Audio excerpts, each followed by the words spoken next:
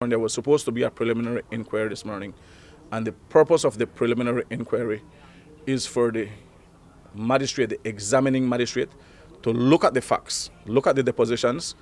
that were presented by the prosecution, and satisfy herself whether or not there is enough evidence to send the matter to the Supreme Court for trial. On the 29th of August this year, the preliminary inquiry was to be held, but the prosecution was not ready with the file, and they had asked for 2 weeks adjournment. The learned magistrate gave them 1 month adjournment to today,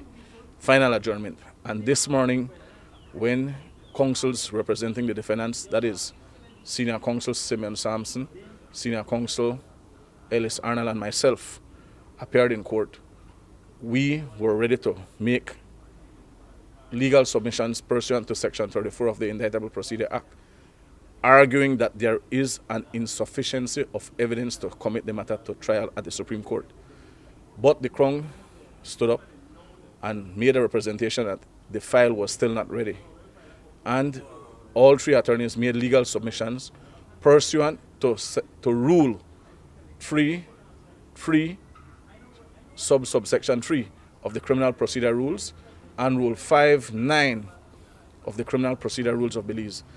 that in fact the time had expired, because Rule 3.3 says that